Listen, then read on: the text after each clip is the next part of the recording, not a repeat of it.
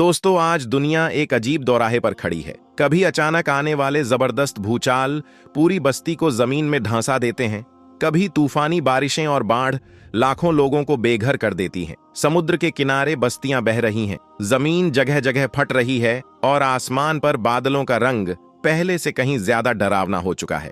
ऐसा लगता है जैसे पूरी सृष्टि इंसान को झकझोर कर कह रही हो कि ए इंसान, तेरा समय नजदीक है। और यह सब यूं ही नहीं हो रहा। हमारे प्यारे नबी सल्लल्लाहु अलैहि वसल्लम ने कहा था कि कयामत से पहले जमीन में भूचाल अधिक होंगे, उपद्रव बढ़ेगा, खून खराबा आम होगा और ऐसे तूफान आएंगे जो पहले कभी नहीं देखे गए। आज अगर हम समाचार खोलें तो हर दिन एक नई आफत, एक नया हादसा, एक नई तबाही सामने आती है। और यह सब महज संयोग नहीं, बल्कि इस बात का संकेत है कि कयामत का वक्त करीब है। आज की इस वीडियो में हम आपको बताएंगे कि कयामत से 30 साल पहले क्या क्या होगा, कौन कौन सी निशानियां सामने आएंगी और आज के हालात हमें क्या मैसेज दे रहे हैं। आखिर में फैसला आप खुद करें कि क्या यह सब कयामत की झलक है या अभी भी वक्त बाकी है। दोस्तों, अल्लाह ताला कुरान मजीद में कहता है, हमने आसमान के दरवाजे खोल दिए जोरदार पानी के साथ और जमीन को भी सोते की तरह फाड़ दिया, तो दोनों पानी मिल गए उस फैसले के मुताबिक जो पहले से तय था। दोस्तों, यह वह दृश्य है जिसे कुरान ने कौम नूह के अजाब के तौर पर बताया। लेकिन आज की दुनिया में हम देख रहे हैं कि किस तरह पानी एक बार फिर इंसानियत पर सजा की शक्ल में उतर रहा है। हमारे प्यारे नबी करीम सल्लल्लाहु अलैहि वसल्लम ने भी फरमाया कि कयामत उस वक्त तक नहीं आएगी जब तक बारिशें बहुत ज्यादा न हों और जमीन कुछ उगाने के काबिल न रहे। और आज हम अपनी आंखों से देख रहे हैं कि भारत, पाकिस्तान और चीन में रिकॉर्ड बारिशें हुईं,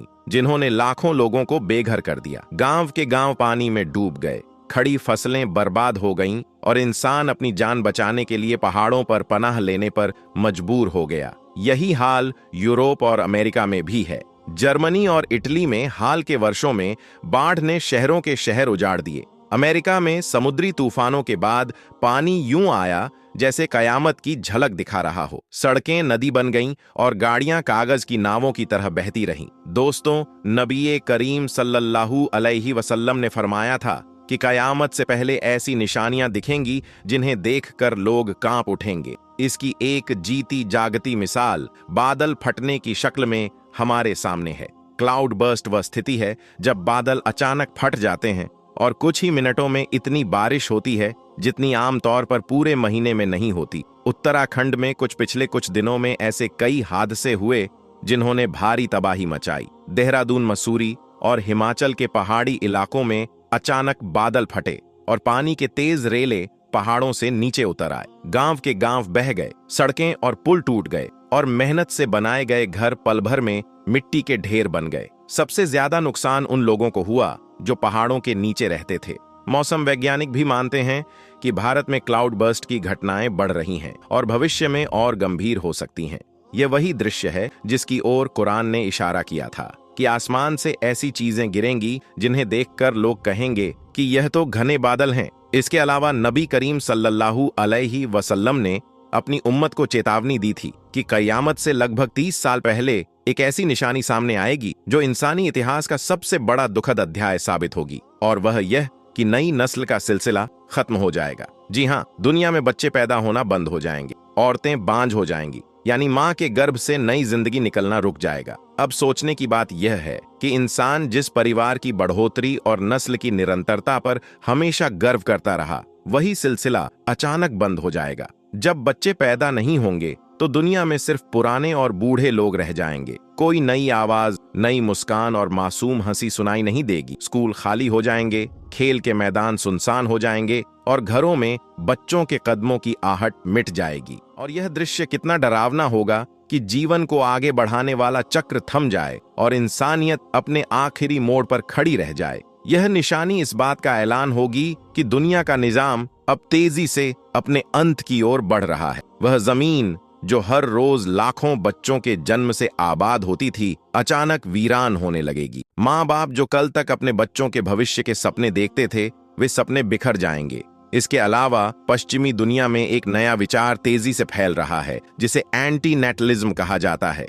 इस सोच के मानने वाले कहते हैं कि नई नस्ल को दुनिया में लाना अन्याय है क्योंकि धरती पहले ही समस्याओं से भरी हुई है। प्रदूषण, साधनों की कमी और बढ़ती हुई आबादी। इसलिए वे सोच समझकर यह निर्णय ले रहे हैं कि बच्चे पैदा न करें। आपने सोशल मीडिया पर भी यह रुझान देखा होगा कि बहुत से लड़के लड़कियां खुलेआम ऐलान करते हैं कि वे शादी और औलाद नहीं चाहते। ये सोच देखने में साधारण लगती है, लेकिन दोस्तों, जब हम हदीस के आईने में देखते हैं तो यह बिल्कुल उसी खबर की झलक दिखाती है जिसके बारे में नबी करीम सल्लल्लाहु अलैहि वसल्लम ने कहा था कि कयामत से लगभग 30 साल पहले नई नस्ल का सिलसिला खत्म हो जाएगा, यानी औरतें बांझ हो जाएंगी और बच्चों का जन्म रुक जाएगा। सोचने की बात है कि जिस चीज को आज पश्चिम तरक्की और आजादी के नाम पर पेश कर रहा है, वह दरअसल कयामत की निशानियों में से एक बड़ी निशानी है।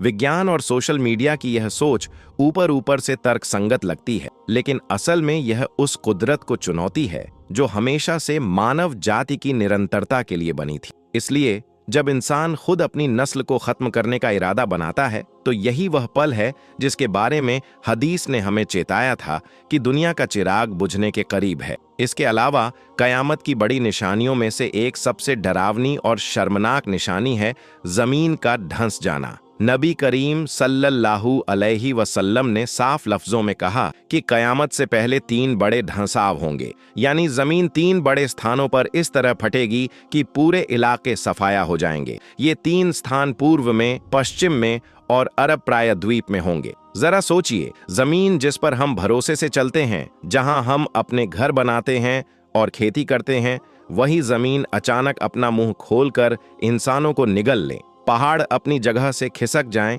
बस्तियां पलक झपकते ही जमीन में समा जाएं और आसमान पर उठने वाली चीखें सारी सृष्टि को हिला दें। प्यारे दोस्तों, ये तमाम निशानियां हमें सिर्फ डराने के लिए नहीं, बल्कि जगाने के लिए हैं। मकसद ये है कि हम वक्त रहते अपनी जिंदगी का हिसाब करें, अपनी गलती की तौबा करें और अल्लाह के करीब हो जाएं। लेकिन यह हम पर है कि हम उस दिन के लिए कितने तैयार हैं। ये दुनिया की चमक दमक, धन दौलत और अस्थाई खुशियां सब यहीं रह जाएंगी। हमारे साथ सिर्फ ईमान, आमाल और नेकियां चलेंगी। दोस्तों, अगर आप चाहते हैं कि आपका ईमान मजबूत हो और आप इन निशानियों से सबक लेकर अपनी जिंदगी को बेहतर बनाएं, तो आज ही अपना सुधार कीजिए, नमाज कायम कीजिए, कुरान से रिश्ता जोड़िए और नबी करीम सल्लल्लाहु अलैहि वसल्लम की सुन्नतों पर अमल कीजिए, क्योंकि कल कोई भरोसा नहीं। अगर यह वीडियो आपको चेतावनी और सोचने पर मजबूर करती है, तो इसे सिर्फ अपने तक सीमित मत रखिए, बल्कि इसे दूसरों तक पहुंचाइए, ताकि वे भी कयामत की निशानियों को जान सकें और अपनी आखिर तक की तैयारी कर सकें। दोस्तों, इस बात को तो आप सब लोग अच्छी तरह से जानते ही हो कि जब किसी के यहाँ पर बच्चा पैदा होता है, तो वह बच्चा 2 या 2.5 साल के बाद बोलना शुरू करता है। लेकिन आज की इस वीडियो में हम आपको अल्लाह ताला की कुदरत का एक ऐसा करिश्मा बताने वाले हैं, जिसमें एक बच्चा पैदा होते ही अजान देने लगा और अल्लाह के एक होने की गवाही देने लगा। यह पूरा वाकया सुनकर यकीनन आप भी हैरान रह जाओगे। इसलिए आज का यह वीडियो आप सभी के लिए बहुत खास है। आप इसको आखिर तक जरूर देखें। और सबसे पहले, अगर आपको अल्लाह की जात पर पूरा भरोसा है, तो आप इस वीडियो को दिल से एक लाइक जरूर कर दें और मेहरबानी करके इसे शेयर भी कर दें, ताकि और भी लोगों के पास में यह वीडियो पहुंच जाए। तो चलिए दोस्तों, शुरू करते हैं।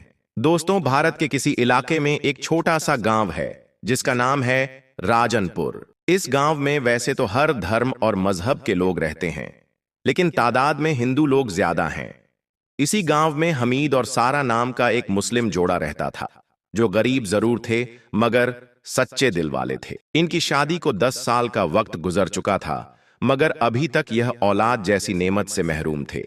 हर रात ईशा की नमाज के बाद हमीद तन्हाई में बैठकर अल्लाह ताला की बारगाह में दुआ मांगा करता था कि या अल्लाह, मुझे औलाद जैसी नेमत अता फरमा, या अल्लाह मेरी बीवी की झोली खुशियों से भर दे। फिर ऐसे ही वक्त गुजरता गया, मगर सारा की गोद अभी तक खाली थी। गांव की औरतें सारा को ताना देती कि जरूर यह कोई पापी औरत है, मनहूस है, इसकी शादी को 10 साल गुजर गए हैं मगर अभी तक इसको औलाद नहीं हुई है। तो कोई कहता कि अगर यह हिंदू होती तो अब तक इसके यहाँ पर औलाद हो जाती। यह सब सुनकर सारा अपने आंसू छुपा लेती और चुपके से अपने घर के अंदर चली जाती, क्योंकि वह जानती थी कि यह सब्र का इम्तिहान है और सब्र करने वालों को अल्लाह कभी मायूस नहीं करता है। दोस्तों, एक रात हमीद ने सजदे में अपना सर रखा और सच्चे दिल से अल्लाह को पुकारने लगा कि या अल्लाह, मैंने तुझसे कभी भी उम्मीद नहीं छोड़ी है।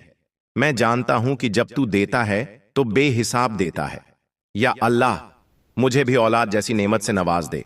खैर, फिर इसी तरह से कई दिन और गुजर गए, मगर अभी तक इनके यहां पर कोई भी औलाद ना हुई। फिर एक रोज हमीद और सारा की मुलाकात गांव के इमाम साहब से हुई। उन्होंने कहा कि बेटा, सदका दो, किसी भी जरूरतमंद की मदद करो, चाहे वह हिंदू हो या मुसलमान। अल्लाह गरीबों की मदद करने वालों को बहुत पसंद करता है। इमाम साहब ने कहा, अगर तुम्हारे अच्छे किरदार से किसी का दिल रोशन हो जाए तो वह तुम्हारे लिए दुआ जरूर करेगा, और कौन जानता है कि वही दुआ तुम्हारे हक में कबूल हो जाए। इसके बाद हमीद और सारा ने इमाम साहब की नसीहत को दिल से अपना लिया। अब वह अपनी मामूली आमदनी में से थोड़ा थोड़ा पैसा बचाकर कभी किसी भूखे को खाना खिला देते थे तो कभी किसी गरीब को कपड़ा पहना देते थे। मगर दूसरी तरफ लोगों की जुबान चलती रही, लोगों के ताने जारी रहे, मगर इस जोड़े ने कभी भी अपनी उम्मीद के दिए को बुझने ना दिया। दोस्तों, फिर एक रात अचानक से सारा की तबीयत बिगड़ गई। यह देखकर हमीद बहुत घबरा गया और फौरन ही वह सारा को एक करीबी हॉस्पिटल में ले गया, जहां पर डॉक्टरों ने सारा की कई तरह की जांचें की। रिपोर्ट देखकर डॉक्टरों ने कहा, मुबारक हो, आपकी बीवी उम्मीद से है, यानी कि प्रेग्नेंट है। यह सुनकर हमीद खुशी से उछल पड़ा।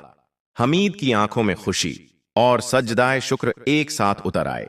यह सुनकर सारा की आंखें भी आंसुओं से भीग गई और वह भी दिल ही दिल में अल्लाह का शुक्र अदा करने लगी। इसके बाद सारा और हमीद खुशी खुशी अपने घर लौटे और घर आकर अपने आस पड़ोस के लोगों को यह खुशखबरी सुनाई। यह सुनकर किसी ने इन्हें दुआ दी कि अल्लाह इन्हें ढेर सारी खुशियां दे, तो किसी ने जलन में ताना मारा कि पता नहीं ये पाप किसका है और इनका यह बच्चा ठहरेगा या नहीं। खैर दोस्तों, अब वक्त गुजरता गया, यहां तक कि बच्चे की पैदाइश का आखिरी वक्त भी आ गया, जिसका बरसों से इंतजार था। एक रात अचानक से सारा के पेट में दर्द होने लगा तो हमीद जल्दी करके सारा को एक करीबी हॉस्पिटल में ले गया। हॉस्पिटल में जाते ही सारा को भर्ती कर लिया गया। अब हमीद बाहर बैठा हुआ तस्बीह के दाने घुमा रहा था और दिल ही दिल में अल्लाह से एक ही दुआ कर रहा था, या अल्लाह, मेरी बीवी और बच्चे की हिफाजत फरमा। फिर डॉक्टरों ने देखा कि बच्चा उल्टी पोजीशन में है, इसलिए नॉर्मल डिलीवरी नहीं हो सकती है।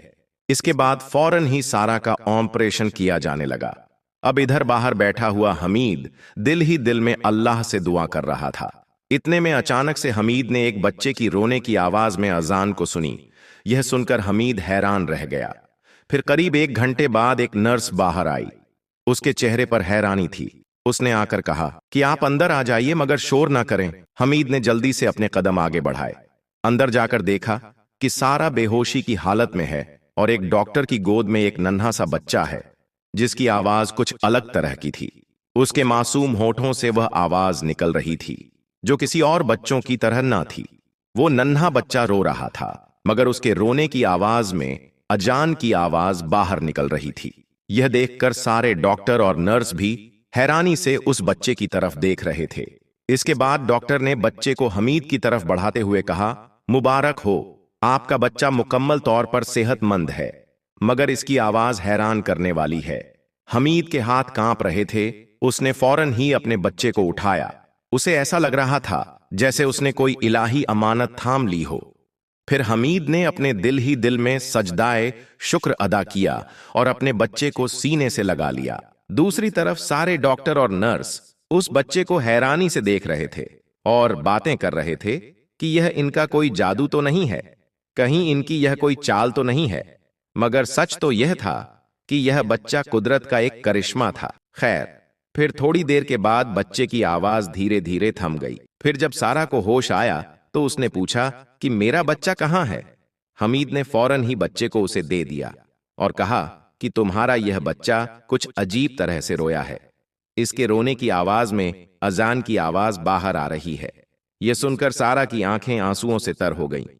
फिर उसने फौरन ही अपने बच्चे को सीने से लगा लिया और कहा कि या अल्लाह, तेरा शुक्र है, तूने मुझे इस काबिल समझा। यह जो कुछ भी है यह सब तेरा करम है।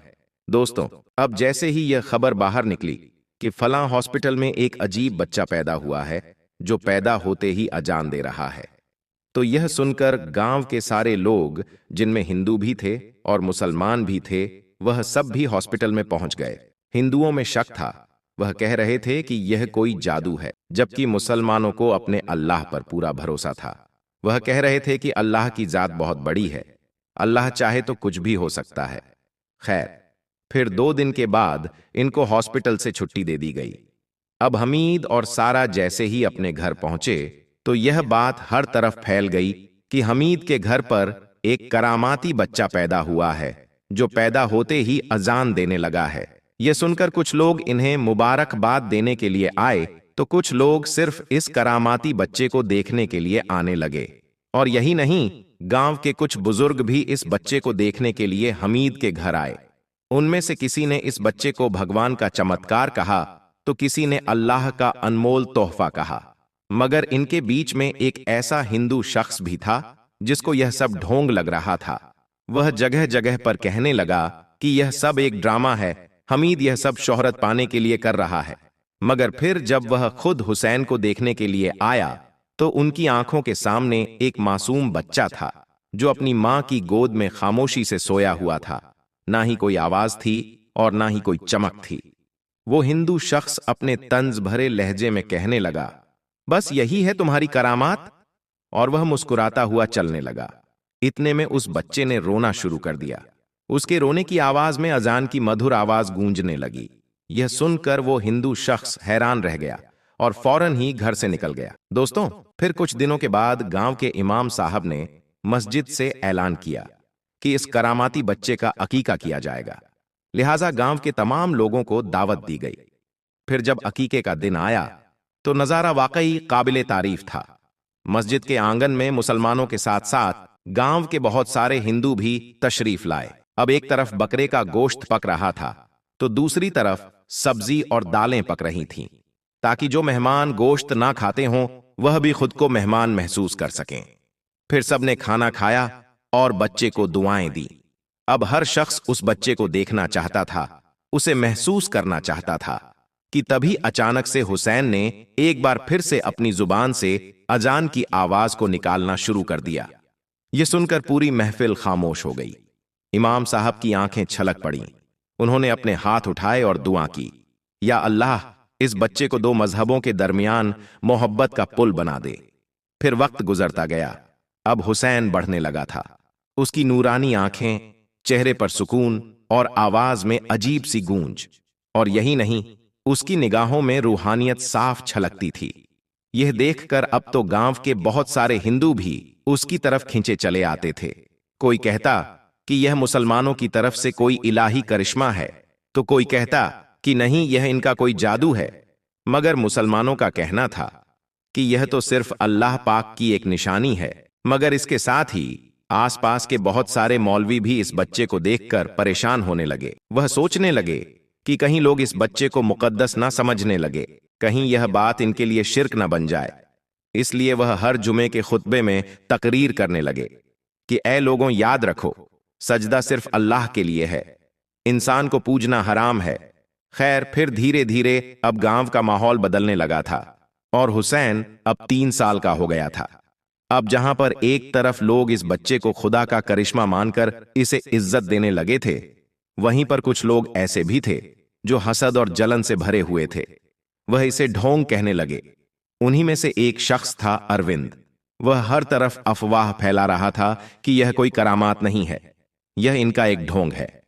बस इस तरह से उसने कुछ लोगों को उकसाया और अपने साथ कर लिया और हमीद के घर पर हमला करने की योजना बना डाली। मगर फिर जब वह लोग हमीद के घर के करीब पहुंचे, तभी हुसैन की आवाज उनके कानों में गूंजने लगी, जैसे कोई कसीदा या नज्म पढ़ी जा रही हो। लफ्ज तो साफ नहीं थे, मगर उसमें एक रूहानी सुकून था। अब वह लोग जो गुस्से से भरकर आए थे, वह बेबस होकर खामोशी से वापस लौट गए, जैसे किसी ने इनके दिलों को छू लिया हो। मगर फिर एक रोज ऐसा हुआ कि हुसैन अचानक से बीमार हो गया। फौरन ही उसे हॉस्पिटल ले जाया गया। डॉक्टरों ने हर तरफ से जांच की और बताया कि इसके जिस्म में इन्फेक्शन बहुत ज्यादा बढ़ गया है। इसके बाद हुसैन को आईसीयू में भर्ती किया गया। यह देखकर हमीद और सारा की आंखों में सिर्फ एक ही चीज थी, और वह थी आंसू और दुआ। वो हॉस्पिटल की गलियारों में सजदे में गिरकर दुआएं कर रहे थे। और यही नहीं, साथ ही गांव के हिंदू और मुसलमान भी कंधे से कंधा मिलाकर इस मासूम बच्चे की सलामती के लिए दुआ मांग रहे थे। दोस्तों, फिर एक रात हुसैन की सांसें उखड़ने लगी। उसने एक बार धीरे से आंखें खोली और नरम होठों से कलमा पढ़ा, ला इलाहा इल्लल्लाह मोहम्मदुर रसूलल्लाह। और फिर पूरे हॉस्पिटल में सन्नाटा छा गया। पूरा हॉस्पिटल गहरे सदमे में डूब गया। नर्स की आंखें नम हो गईं, सारा बेहोश हो गई। फिर जब यह खबर गांव में पहुंची तो हर दिल पर मातम छा गया। हुसैन की नमाज़े जनाजा मस्जिद में अदा की गई। हिंदू और मुसलमान दोनों उसमें शामिल हुए। लोगों ने देखा कि एक छोटा सा जनाजा मस्जिद के आंगन में रखा हुआ है। इसके बाद इमाम साहब ने रोते हुए दुआ की और फिर हुसैन को सुपुर्द खाक कर दिया गया। सारा टूट चुकी थी। हमीद भी एक साया बन चुका था, मगर साथ ही दिल में एक तसल्ली भी थी कि उनका यह बेटा अपनी छोटी सी उम्र में एक बड़ी मिसाल बनकर गया है। फिर कुछ दिनों के बाद गांव के लोगों ने मशवरा किया कि हुसैन की याद में एक मस्जिद बनाई जाए। फिर चंद महीनों में एक मस्जिद बनकर तैयार हो गई। संगमरमर की तख्ती दरवाजे पर लगाई गई, जिस पर लिखा गया हुसैनी मस्जिद। मस्जिद के उद्घाटन में पूरा गांव, हिंदू और मुसलमान सब एक साथ मस्जिद में जमा हुए। इमाम साहब ने कहा कि यह बच्चा चंद रोज के लिए जरूर आया था, मगर अपनी मासूम आवाज से पूरे गांव में मोहब्बत का दरिया बहा गया।